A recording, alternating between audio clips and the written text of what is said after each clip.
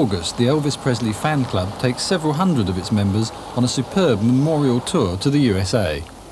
The tour always includes a visit to Memphis, Tennessee, and to the much smaller rural city of Tupelo, Mississippi, where Elvis Aaron Presley was born.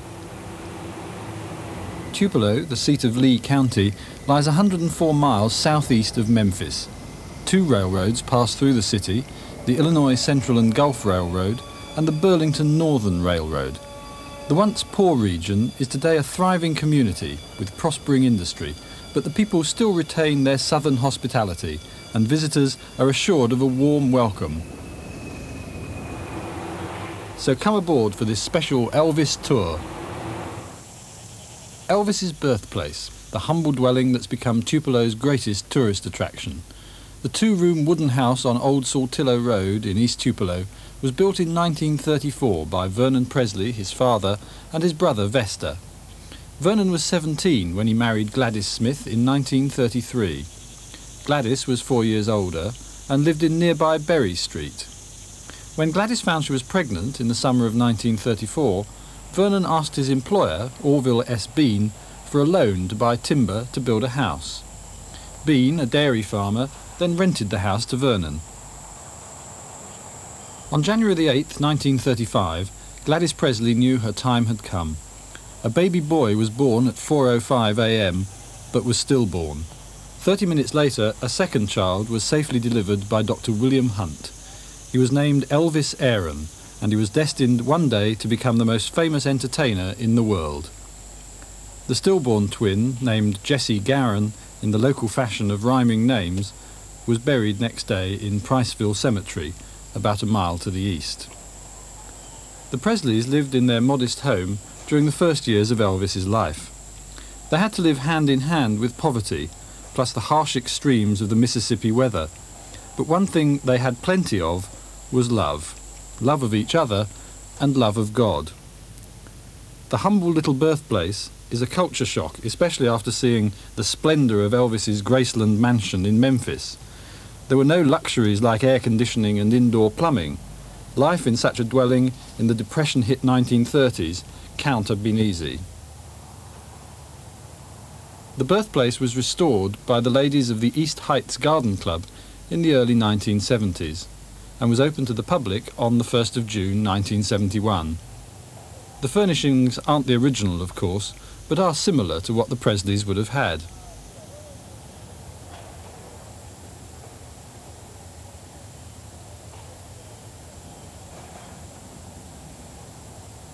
After Elvis died, his birthplace was designated as a Mississippi State Historic Monument. Extensive landscaping of the surrounding area was carried out.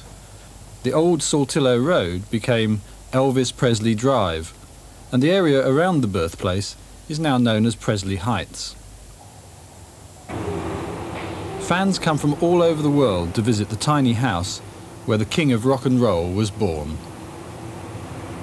The people of Tupelo are true purveyors of southern hospitality, and that goes for the friendly motorcycle policemen too. They provide a royal escort for the coachloads of British fans who arrive each August, and with the chief of police leading the way, they escort the convoy from the outskirts of the city around the places associated with Elvis and to the birthplace. They seem to enjoy themselves as much as the fans. The Brits, plus a fair number of fans from many European countries, have been coming to Tupelo since 1972. The official Elvis Presley Fan Club of Great Britain made their first visit to Tupelo in late August 1972, during their first visit to the USA. They saw Elvis's birthplace, his palatial Memphis home, and finally the king himself in Las Vegas. The welcome from the Tupeloans, like the weather, was very warm. The club's made annual visits ever since, the visits nowadays being part of their memorial tours to the USA, and there's always a genuine, friendly welcome, along with a moving memorial service, for the folks in Tupelo are proud that Elvis's roots are in their fine city. There's a nominal charge of $1 to go through the birthplace, and the money helps with the upkeep of the house. After Elvis became famous, he gave benefit concerts to raise funds to build a youth centre for underprivileged children in the area surrounding the birthplace, to be known as Elvis Presley Park. It was a project close to his heart, and he visited the park in the early 1960s. There's a swimming pool, clubhouse and other facilities for the neighbourhood kids. The Elvis Presley Memorial Chapel now stands on a rise near to the birthplace. Elvis attended Lawhorn Elementary School from 1941 to 1946. Back in those days, it was known as East Tupelo Consolidated School. When he was 10 in 1945 and in the 5th grade, his teacher, Mrs. J.C. Grimes, asked if anyone could say a prayer at assembly. It was in this very auditorium, which probably hasn't changed very much since Elvis's day, that a day or two later young Elvis came forward and sweetly sang Old Shep, such a sad song about a boy and his dog that it made Mrs. Grimes cry.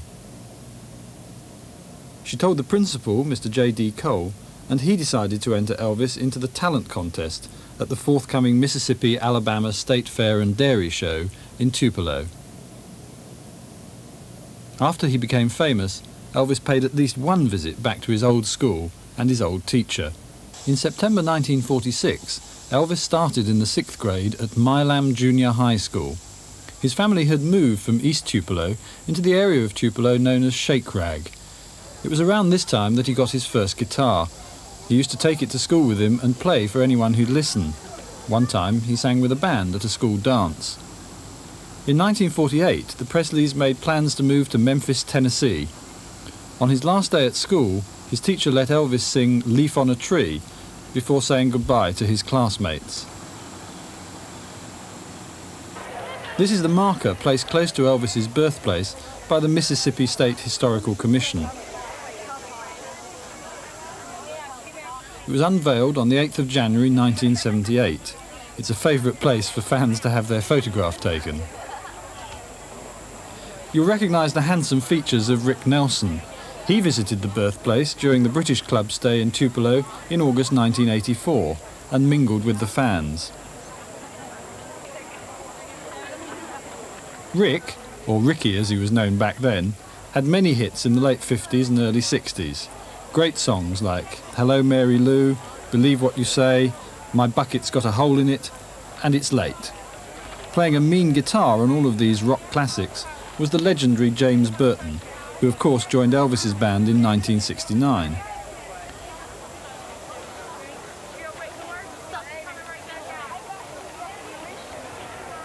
Rick, still a popular and likeable figure in the mid-80s, obligingly gave autographs to the Elvis fans during his walkabout in Elvis Presley Park.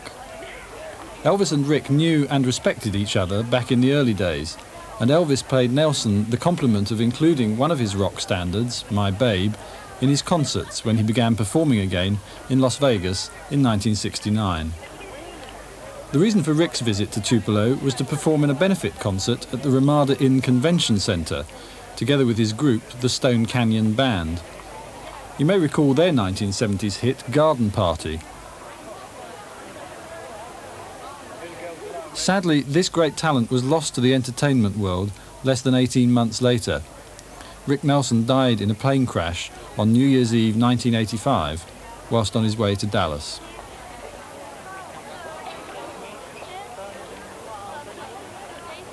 This is the familiar face of Joan Deary, a regular visitor to Tupelo.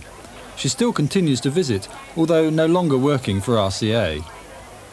Another visitor to Tupelo in August 1984 needs no introduction. Friday the 10th of August was proclaimed as Colonel Tom Parker Day. Mrs. Janelle McComb, one of Tupelo's best-known citizens, seen here with the Colonel, knew him back before he ever became Elvis's manager. Ms. McComb knew the Presley family well, too, and was the force behind Tupelo's Elvis Presley Chapel of Inspiration.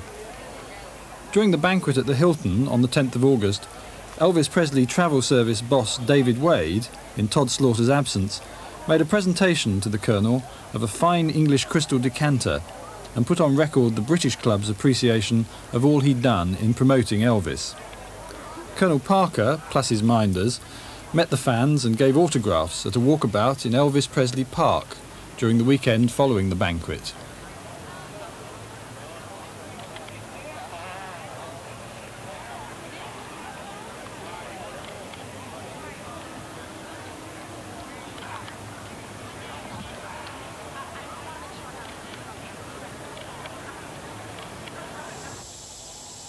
the fading facade and the peeling paint of the old Lyric Theatre in Tupelo. The place has obviously seen better days. These yellowing newspaper pictures show graphically the devastation of the tornado that hit Tupelo in 1936. In just 32 seconds, 216 people were killed, over 1,000 injured, and 900 homes destroyed. Mercifully, the Presleys' home in East Tupelo was spared. Following the disaster, a sermon was given at the Lyric Theatre asking if God sent the tornado. This must have been a question that the God-fearing people of Tupelo asked themselves many times. Tupelo's fine courthouse has a cupola that is one of the best-known landmarks in the city. The entrance is equally as imposing.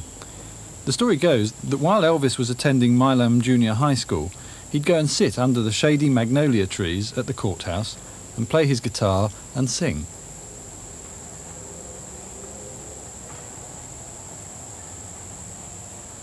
The Tupelo hardware store on West Main Street is where Elvis bought his first guitar. It was probably in January of 1946, when Elvis celebrated his 11th birthday, that Gladys took him to the store to choose a gift. He wanted a bicycle, but his overprotective mother wasn't keen, especially when she saw the $55 price tag. She asked if Elvis wouldn't rather have a guitar, since that was much cheaper, just $12.95. Elvis reluctantly agreed, if he could have the bike later on. The salesman at Tupelo Hardware, Mr. Forrest Bobo, sold Elvis the guitar. He eventually got his coveted bike at Christmas 1947. Elvis and his guitar became inseparable. He was taught chords by his pastor, the Reverend Frank Smith, and his uncles Vester Presley and Johnny Smith. Even at that early age, his musical influences were being formed by the country music he heard on the radio and the spiritual music he heard in the First Assembly of God Church. Elvis never learned to read music, but despite what some people say, he did learn to play the guitar. These are the old hog pens and cattle sheds at the Tupelo Fairgrounds. The Mississippi-Alabama Fair and Dairy Show is held in Tupelo each autumn.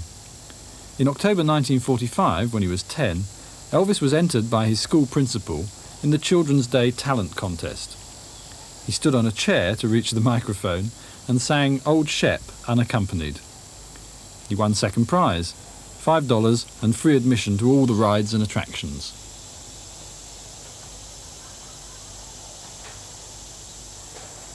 After he became famous, Elvis returned to Tupelo to give several benefit performances at the fairgrounds. The return of their local hero was a big occasion for tiny Tupelo. Excitement had been growing for weeks. 26th of September 1956 was declared Elvis Presley Day, with a street parade preceding two blockbuster concerts on a stage erected in front of these grandstands. Fans came from far and near to watch Elvis, wearing a blue velvet shirt and white buck shoes, deliver songs like Don't Be Cruel, Heartbreak Hotel, Love Me Tender and Hound Dog, in the style that had recently earned him the title King of Rock and Roll. Elvis donated his $10,000 fee to the Elvis Presley Youth Center project in Tupelo. He was given the key to the city by the governor of Mississippi. Plenty of film footage of the afternoon show exists, and in 1984, RCA released the concerts on Elvis, A Golden Celebration. Imagine these stands being filled with screaming, swooning teenagers and Elvis grinning, rocking and shaking a leg. The King returned to the fairgrounds a year later, on the 27th of September 1957, creating more hysteria. The 11th of August 1987, and the 1,100 or so fans on the 10th anniversary memorial tour gathered for a class of '87 group photo at the fairgrounds. You see, I don't understand y'all any better than y'all understand me. Fans from all over the UK and most European countries sat on the hard, hot wooden bleachers of one of the grandstands.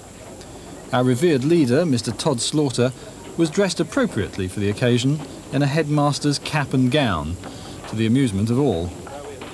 It took quite a while to get everyone seated and ready, and by the time the photos were eventually taken by two men on a towering crane, everyone was melting in temperatures of around 100 degrees. and praying for a cloud to obscure the sun. With the strong midday sun burning the pale skin of the fans, who'd only arrived in Tupelo from London 2 nights before, and the high humidity causing clothing to stick to bodies, everybody was glad to escape to the air-conditioned coolness of the Tupelo Mall, or to visit the Elvis-themed McDonald's and relax and sip a long, cold drink.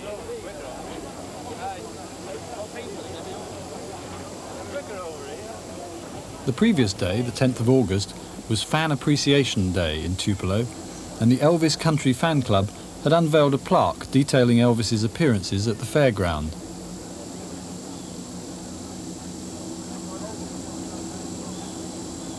The intense heat caused problems. This unfortunate young lady succumbed to heat stroke. Like everyone else, she appreciated the air-conditioned comfort of Continental Trailway's huge buses. There were around 20 coaches in the 1987 convoy, and banners proclaiming Elvis Presley Fan Club on Tour were displayed, just in case anyone didn't know what this mammoth convoy represented.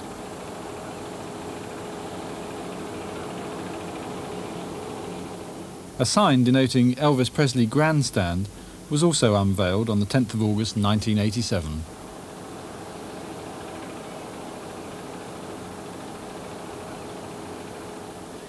Liberty Land, the theme park in Memphis that Elvis loved to visit. And this is the Zippin' Pippin, the white-knuckle roller coaster that was one of Elvis's favourite rides. He loved the fairgrounds and many times rented them from midnight until dawn in the 1960s and 70s at a cost of $17,000. He'd invite family and friends, plus any fans who happened to be around, to go along too. Originally called the Mid-South Fairgrounds, the name was changed to Liberty Land in 1976 to coincide with the American bicentennial. Once he got on the Zippin' Pippin, Elvis was loath to get off, as many fans, and their stomachs, found to their cost. He'd ride non-stop on the giant roller coaster up to 20 times in a row, either in the front or rear car, and he liked to stand up as the ride rose and dipped. It was undoubtedly a foolhardy thing to do, and nail-biting for any spectators. But that was Elvis, living up to his nickname, Crazy. His other favourite ride was the fender bender bumper cars. Again, he'd ride for hours on end, bumping off all opposition with a great big grin on his face. Elvis loved to win, and he usually did. He made sure that everyone had a good time, encouraging them to join in the fun rather than stand on the sidelines. There was free popcorn and Pepsis, or whatever else they fancied. Elvis was still a child at heart, living out his boyhood fantasies. The last time that Elvis visited Liberty Land was on the 8th of August 1977, when he took his 9-year-old daughter Lisa Marie and her friends for a night of fun and thrills. Each August there's an Elvis tribute at Liberty Land with singer Andy Childs.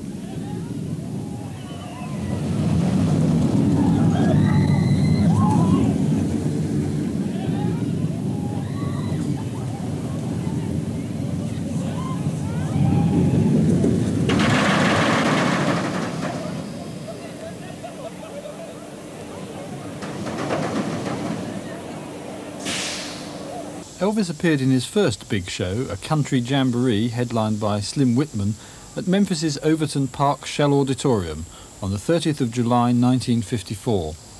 He was billed as Elvis Presley, and he was so nervous that his legs were shaking. The start of the famous Presley gyrations, perhaps. This is the former premises of Crown Electric Company on Poplar Avenue. Elvis worked there in 1954, driving a pickup truck and studying to be an electrician at night school. 706 Union Avenue, the legendary Sun Recording Studio. In 1985, a Tennessee State Historical Marker was unveiled by owner Sam Phillips.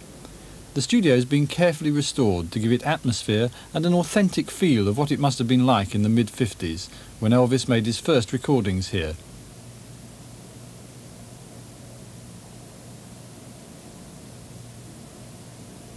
Today, Graceland operates tours of the studio. At the control panel in Sun's sound booth is Sam Phillips, the foresighted genius who signed Elvis. This picture dates from around the time he first recorded Elvis. Gladys Presley bestows a kiss on her son at a gathering at Sun's studio. The photo shows Bob Neal, Elvis's manager at the time, an RCA attorney, Vernon Presley, Elvis, Gladys and Colonel Tom Parker. Sam Phillips, the RCA attorney, and Elvis pose here. Elvis first visited Sun's subsidiary, the Memphis Recording Service, in the summer of 1953 to make a private recording of My Happiness. A year later, Sam Phillips contacted him, put him in touch with guitarist Scotty Moore and bassist Bill Black, and the result of their first recording session was That's All Right Mama and Blue Moon of Kentucky, a totally original sound. 4 more singles followed, plus other tracks that weren't released until after Elvis signed with RCA in November 1955. All this heavy equipment looks so antiquated now, especially this outsized old microphone, but what a brilliant pure sound Sam achieved. The Elvis tracks still sound as fresh today as when they were cut some 35 years ago.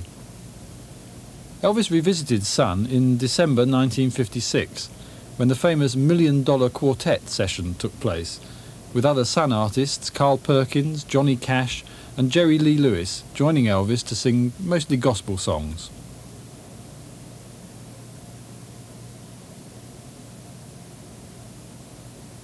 Huge blow-up pictures of Elvis adorn the walls of Sun Studio today.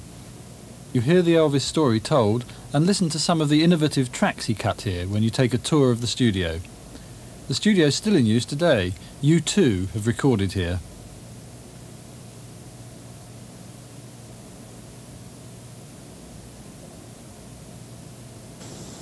What a depressing sight, but one all too familiar in the USA. These old automobiles lie rusting in the yard adjoining American Sound Studio. It's hard to believe that in 1969 Elvis cut brilliant tracks like Suspicious Minds and In the Ghetto in this dilapidated place. The studio, demolished in July '89, was in an unsafe, run-down area of Memphis.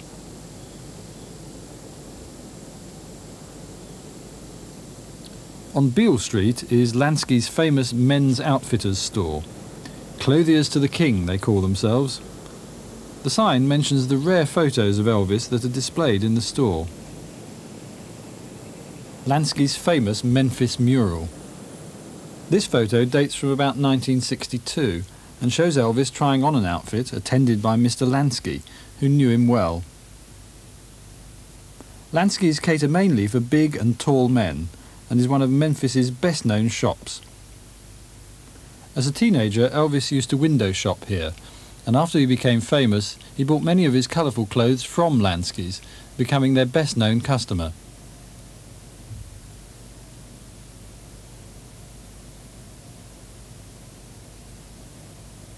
A genuine Elvis autograph, given by the King to Bernard Lansky, and no doubt much prized today. In an area north of downtown Memphis, at 185 Winchester Street, are the Lauderdale Courts, a low-income public assistance housing project. The Presleys moved into Lauderdale Courts in 1949, after leaving the slum-like one-room apartment in a shabby rooming house on Poplar Avenue, which had been their first Memphis home.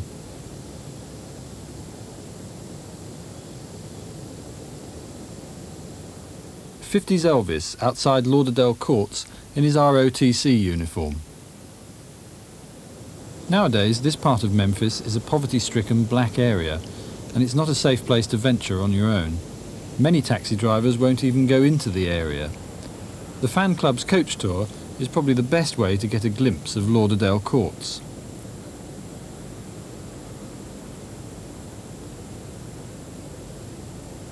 Elvis's family were allocated a ground floor apartment with 2 bedrooms and paid $35 a month rent, in line with their low income. Elvis's grandmother, Minnie Mae Presley, came from Tupelo to live with them. Elvis lived at Lauderdale Courts during the greater part of his school days in Memphis. Humes High School is not too far away from here. Although it was undoubtedly a step up from their previous squalid apartment, life at the Courts was no bowl of cherries. The apartments, built by the federal government in the mid-1930s, were best described as adequate, with few home comforts. Little spare cash was available to buy the things that make a house into a home. Ceiling fans provided some relief from the intense summer heat and humidity. The plumbing was pretty basic. Elvis was able to have more of the freedom that a teenager needs, but there was little he could do about the seedy area he lived in. It's to his credit that he managed to keep out of the trouble that he might have got into by living in such an area. In November 1952, with Vernon working at United Paint and Gladys working as a nurse's aide at St Joseph's Hospital, their combined income took them over the limit allowed. They were given notice to quit and moved out on the 7th of January 1953.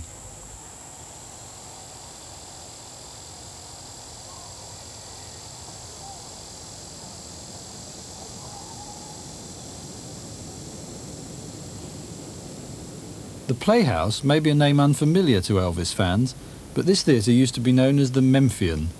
It was one of the cinemas that Elvis used to rent out for his midnight movie shows. He'd invite fans and friends and show both first-run Hollywood features and his old favourite films. The fans who attended the midnight movies in the 1960s and 1970s said that Elvis used to enjoy himself immensely. Sometimes he'd answer back the actors on screen. And if he didn't like a film, he'd have them take it off halfway through and put the next one on. He'd watch old favourites like Patton with George C. Scott and Dr. Strangelove with Peter Sellers over and over. He thought Sellers was the funniest person ever. He rarely showed his own films. There'd be popcorn, candy and soft drinks available.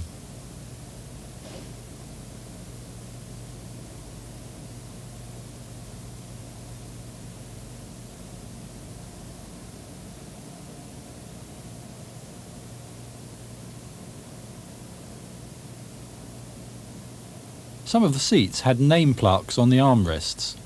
This one's for Marion Keisker, the receptionist at Sun Studio, and right next to it is Elvis's personal seat. He always sat in the same seat. Everyone else had to sit behind him, otherwise they'd be turning around to look at him all the time.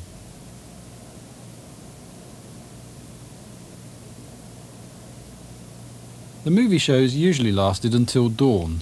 Then Elvis headed back home to Graceland. He used this side exit, down in the alley, when he left the theatre.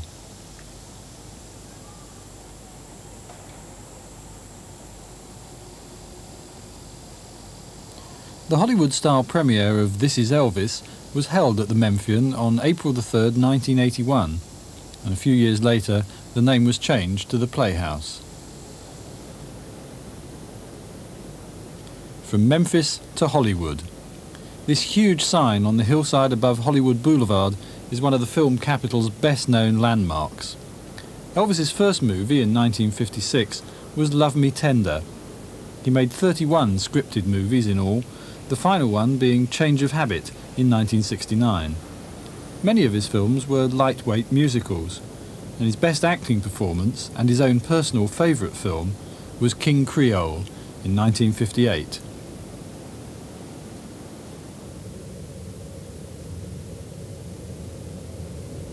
This is Bel Air, a select area in the Hollywood Hills with numerous luxurious and elegant homes of movie stars and other rich and famous people. Bellagio Road is a long and winding road just north of the Sunset Strip and close to the exclusive Bel Air Country Club.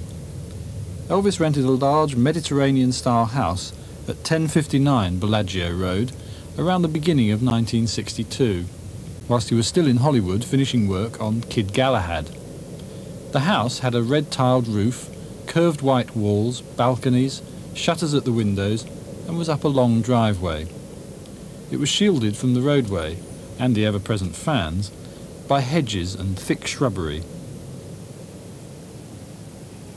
Another star who has a home in this area is Tom Jones, whose house is in the background on the left.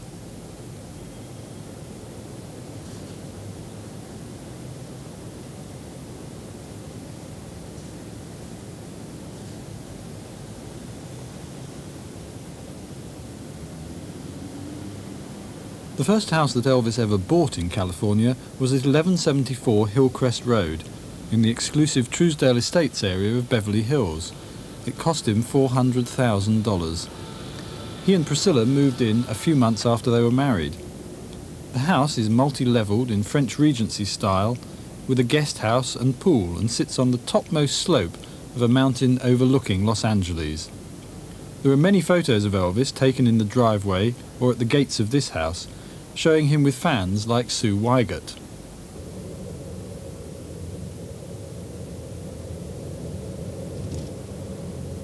These are more of the lovely homes along Bellagio Road. The house that Elvis lived in had a huge marble entrance hall, a mirrored master bedroom, a bowling alley in the cellar, and a downstairs den with a movie projector and a screen hidden by curtains. Elvis's pet chimpanzee, Scatter, once swung on the curtains and went right through the screen. Elvis only lived at the Bellagio Road address for 6 months. He thought that it was too much like a mausoleum, and he kept getting lost in it.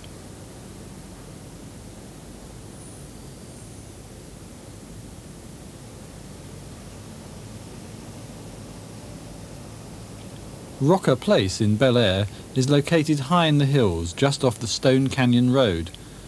Elvis rented a house here in late '65 or early '66. He was living here at the time of his marriage in May 1967. In those days, the house looked vastly different than it does today.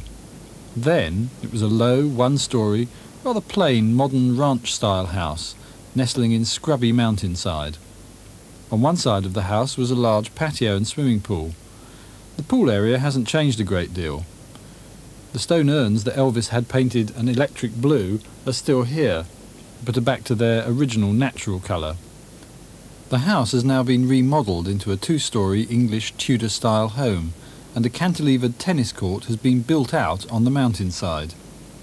The shrubbery round the house has grown extensively, and ivy covers the fence that fans once used to hang over. In fact, lack of privacy was the reason Elvis moved. There was a mountain road up above the house where fans and others would gather with binoculars and telephoto lenses, and Elvis couldn't use the pool or patio. And naturally, after he and Priscilla were married, they needed even more privacy.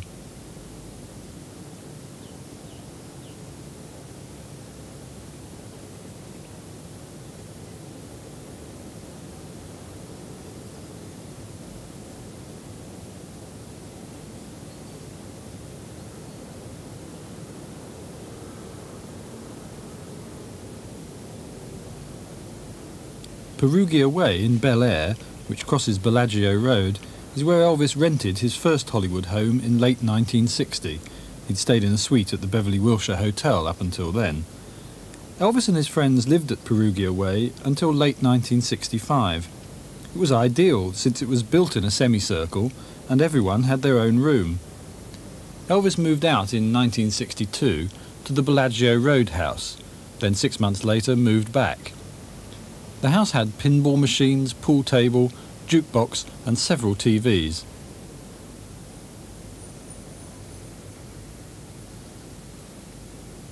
The back of the house and the pool area overlook the golf course at the Bel Air Country Club.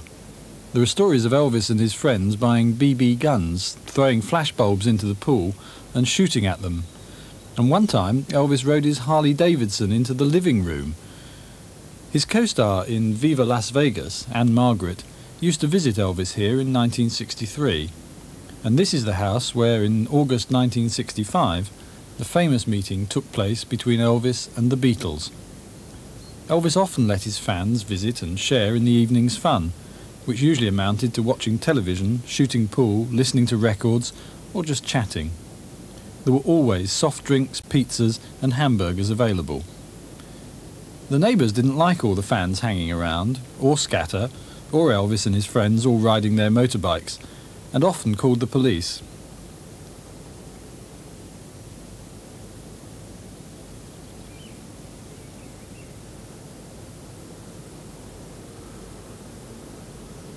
A feature of the house is the atrium, or garden, in the centre. When Elvis lived here, he put in a second den, and instead of the waterfall, he built a circular fireplace, in which there'd be a fire on cool evenings. There was pale tangerine carpeting and comfortable curved off-white settees with lots of cushions. The living room had a secret entrance. The walls would open and Elvis would suddenly appear. Elvis spent Christmas 1961 here.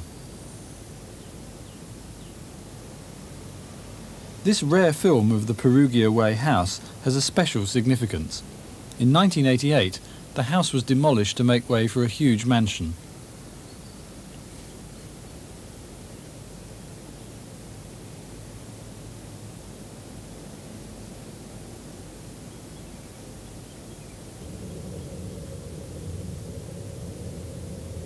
The azure skies and tall palms along Sunset Boulevard and the lovely climate of Southern California are very appealing. But Elvis was always glad to wrap up a movie and head back to Memphis and the seclusion of Graceland. He wasn't part of the Hollywood crowd and didn't like the parties and premieres that are so much a part of Tinseltown. One of Hollywood Boulevard's attractions honours stars of movies, TV and records. Elvis's star is set in the sidewalk near Mann's Chinese Theatre, where the star's handprints in cement can be seen. Elvis's star marks his achievements in the recording field, and everyone makes a beeline for it whenever the fan club tours Hollywood. Two Swords has a wax museum in Hollywood. Their Elvis model is very lifelike, with a beautiful jumpsuit, far better than London's effort. So, it's goodbye to Hollywood, and we head east, to Nashville. This is RCA's famous Studio B. Elvis first recorded here on the 20th of March 1960, on his return from his army service. Elvis first went to Nashville to record in January 1956, after signing with RCA. His first million-seller, Heartbreak Hotel, cut on the 10th of January 1956, was recorded at the old studios on McGavock Street. He used Studio B from March 1960 onwards. Over 20 sessions here produced many gold discs.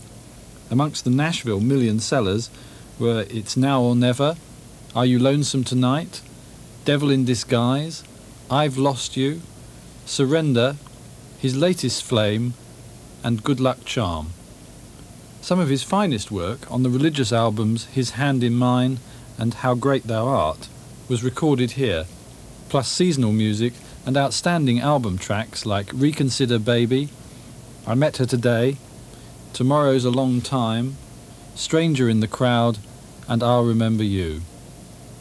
The Nashville sound, justifiably famous, with the excellence of studio musicians like Floyd Kramer, Hank Garland, Boots Randolph, Charlie McCoy, and of course the Jordanaires.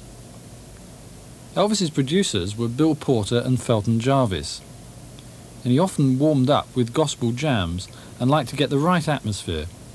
For instance, he had a decorated tree in the studio whilst cutting Christmas songs, and had the lights turned off while singing The Girl of My Best Friend. He last recorded at Studio B in June 1971. Today, the studio is a tourist attraction.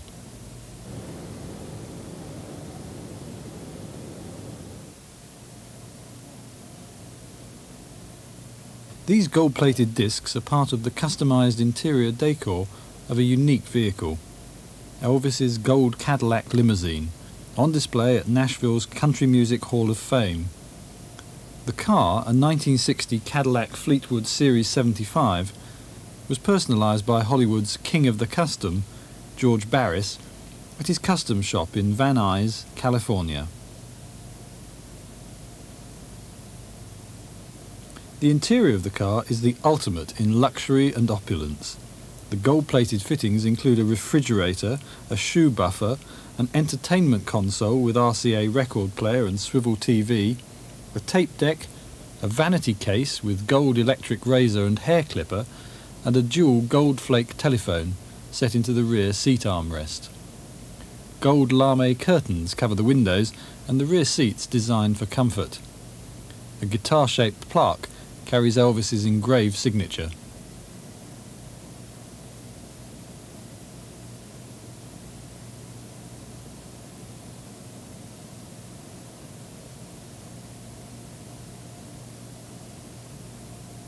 The Cadillac is painted with 40 coats of a paint made from crushed diamonds and oriental fish scales, giving a highly polished translucent pearl effect. Headlight rims, front grille, wheel covers and hubcaps are all 24-carat gold plated. This magnificent car cost $100,000 and it's a vehicle fit for a king. Elvis drove it occasionally in the early 60s, but it was used mainly by RCA in the mid-60s in various promotions for Elvis's records. It also went on tour to Australia and other places, but never came to Britain.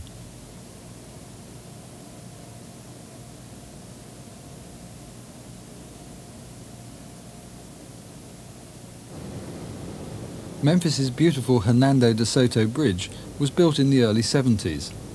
The house in Alabama Street, where Elvis lived in the early 50s, was demolished to make way for the Interstate 40 Expressway and the bridge.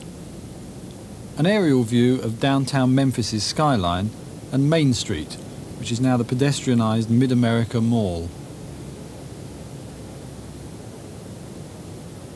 We're back in Beale Street at Elvis Presley Plaza, a memorial park opposite Lansky's. Memphis's impressive Elvis statue stands in the centre of the plaza. It was sculpted by Eric Parks of Philadelphia and modelled on the head of a Greek statue. Commissioned by the Memphis Development Foundation, the 9.5-foot tall bronze statue was unveiled on the 14th of August 1980 by the Mayor of Memphis, Wyeth Chandler. The unveiling was filmed for the David Frost documentary, Elvis, He Touched Their Lives. The statue is acknowledged by many to be the finest of several Elvis statues around the world.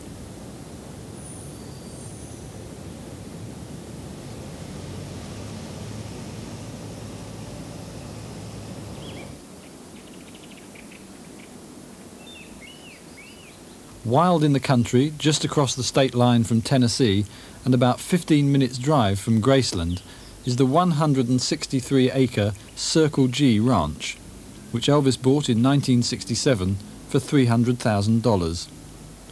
In 1966, he'd bought a horse for Priscilla, which he'd named Domino, and a beautiful spirited Palomino, the Rising Sun, for himself, plus another 15 horses for his family and friends. There wasn't enough room at Graceland, so he acquired the rolling ranch at Walls, Mississippi, and moved all the horses there.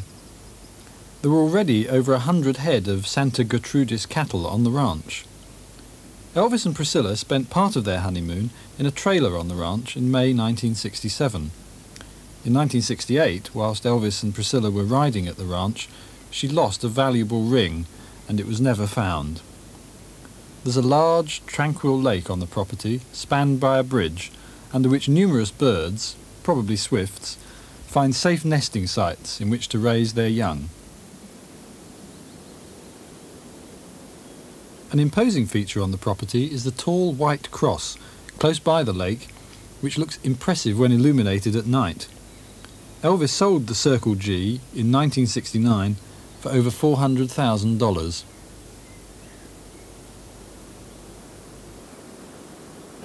Since the spring of 1984, a very unusual sight has greeted people travelling along Elvis Presley Boulevard.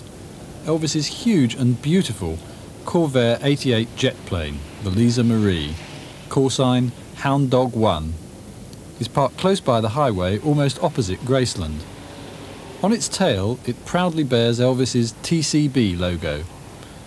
Elvis bought the jet in 1975, had it refurbished, named it for his daughter, and used it for tours until June 1977. The engines have been removed and the plane's a popular attraction amongst the visitors to Graceland, who are allowed to tour through the plane and see its opulent interior.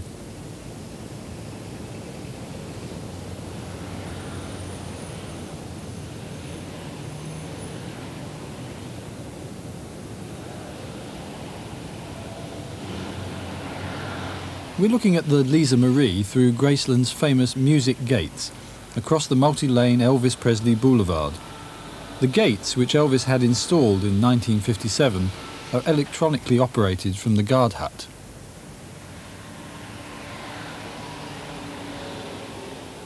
How many fans have travelled to Memphis from all over the world and stood outside Graceland's front wall? The wall isn't 10 feet high, as some books have said. In several places it's low enough to look over and gaze up at the house through the trees or at the pillars around the meditation garden. At the north end of the wall, just inside the gates, is the little guardhouse, once the domain of Elvis's affable Uncle Vesta.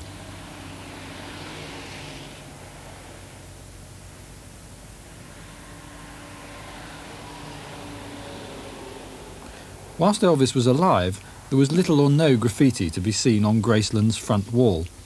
But since August 1977, many fans have felt compelled to leave messages of love and hope on the wall.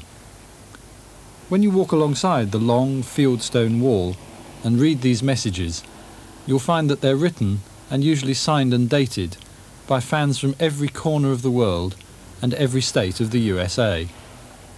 Many of the messages are very touching, and almost all are from the heart.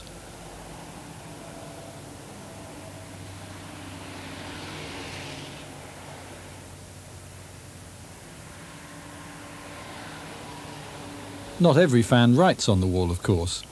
There are many who have some respect for Elvis's property. Outside Graceland's wall, on the evening of the 15th of August every year, thousands of fans gather for a moving candlelight vigil.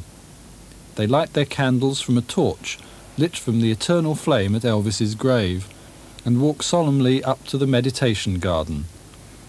On their return, many place their candles on top of the front wall. The number of messages on the wall increases greatly each August as many thousands of fans flock into Memphis to pay tribute to the King. Every so often the wall's sandblasted clean, but it doesn't take long for the fans' messages of love to reappear.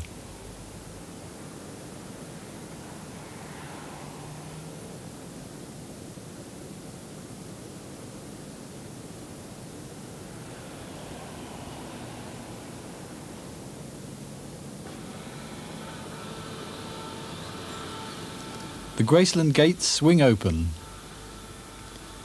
Welcome to Elvis's world and to his beautiful home. Graceland reposes in tranquil beauty. After the White House, Graceland is the most famous home in America, and it's been host to over 500,000 visitors annually since it opened as a museum on the 7th of June 1982. Until Graceland opened to the public, few people had ever seen the back of the house. Elvis's grandmother, Minnie Mae Presley, lived in the East Wing until her death in 1980. Elvis's Aunt Delta lives here now with her little Pomeranian dog, Edmund II.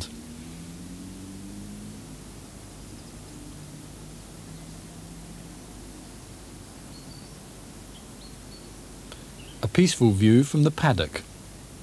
Elvis had 17 horses stabled in Graceland's barn at one time. Now, only one or two of the original animals remain.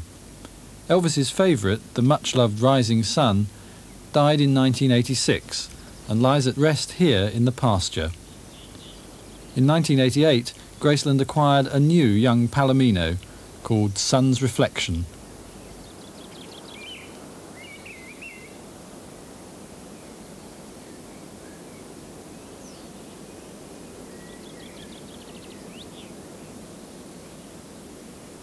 This famous logo needs little introduction, and it adorns a very famous car, the oversized 1955 pink Cadillac that Elvis bought for his mother Gladys, although she didn't drive, and which he couldn't bear to part with after her death in 1958.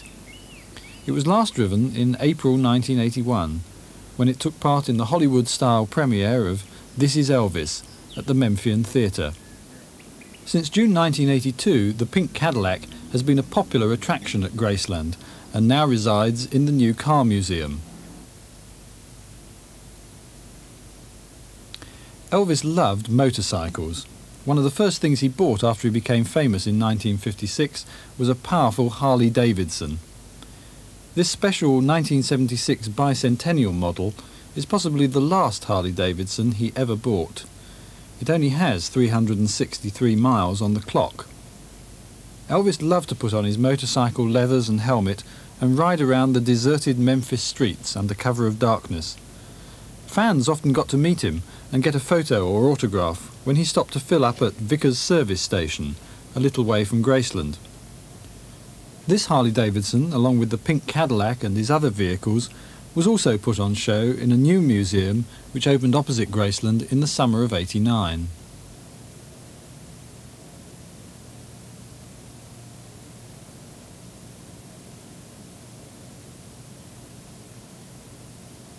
This is the elegant dining room at Graceland, looking across towards the living room. The living room is comfortably furnished, and this is the view across to the dining room, as seen from the entrance to the music room with its peacock windows.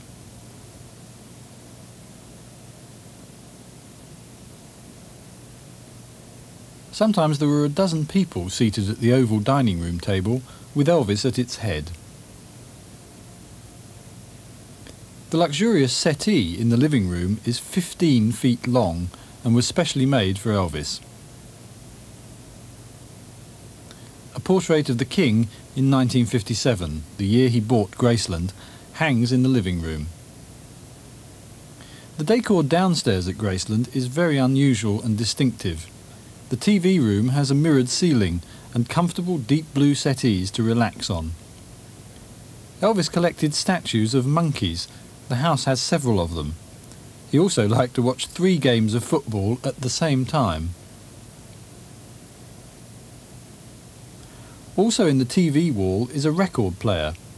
Elvis had a large collection of albums and singles, and they're still there. Gospel albums are probably amongst these discs, and albums by his favourites like Mario Lanza.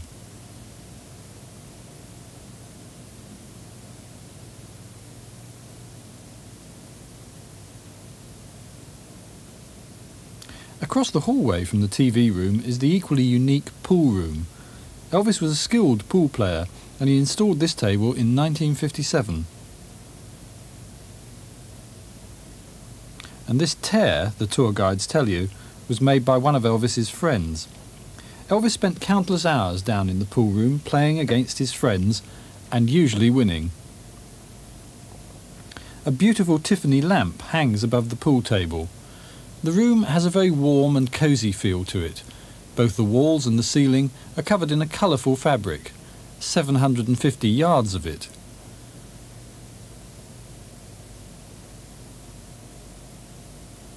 Elvis seems to have been very fond of shells and coral. Maybe he brought them back as souvenirs of his visits to Hawaii. There are many beautiful and interesting objets d'art and pictures displayed in the pool room.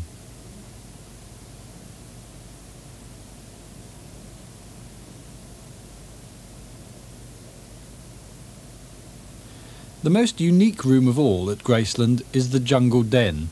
It's most fans' favourite room. Elvis found all of the intricately carved furniture with its animal motif in a Memphis showroom and bought the lot. He thought that it created a Hawaiian effect.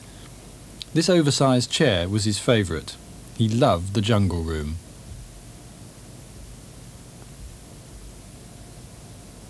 Very rarely seen, since it's not on the regular tours of Graceland, is the large and beautifully equipped kitchen, with every modern appliance. There's a staircase that leads directly up to the first floor from the kitchen, and Mary Jenkins, or one of the other cooks, would always be on hand to serve up anything that Elvis fancied.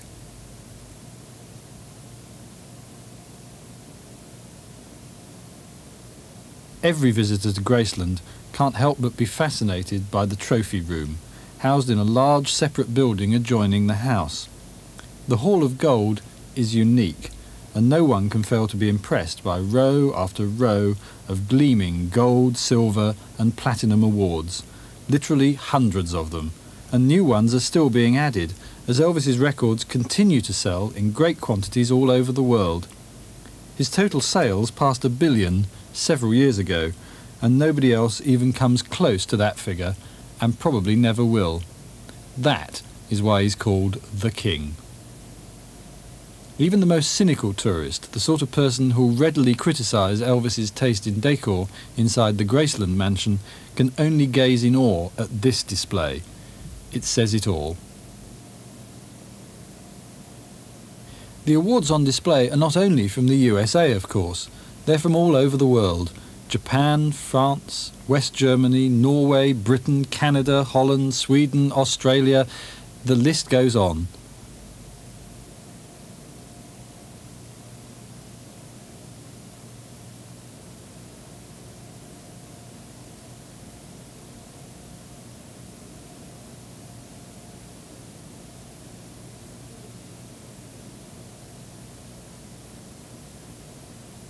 This special quintuple award was given to Elvis for 5 million sales of Don't Be Cruel. The disc was released in 1956 with another classic, Hound Dog, on the other side.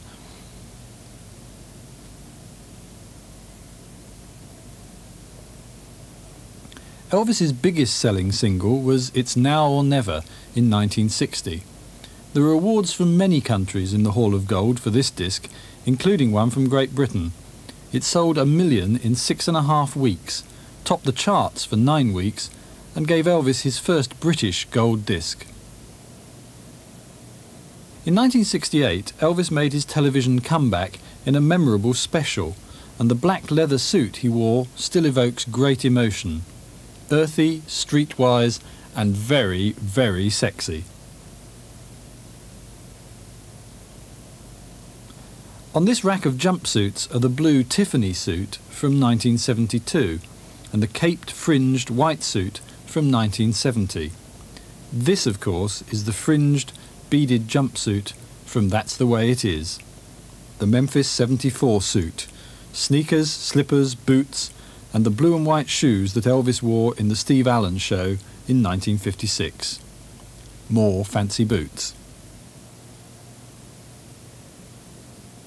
This very ornate suit was worn in Las Vegas in August and September 1973, and when Elvis was recorded live at the Mid-South Coliseum on the 20th of March 1974, he wore it. Not surprisingly, it's known as the Memphis 74 suit. It's covered in multicoloured stones and gold studs, and it looked truly sensational on the King.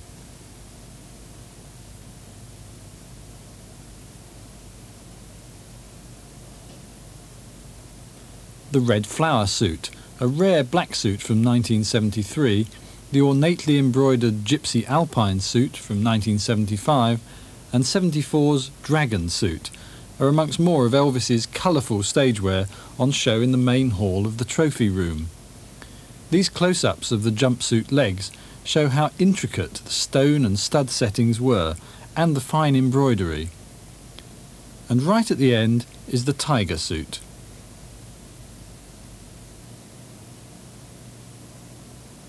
Elvis's pride as an American was displayed to the world in this suit from Aloha from Hawaii, with its red, white and blue eagle motif.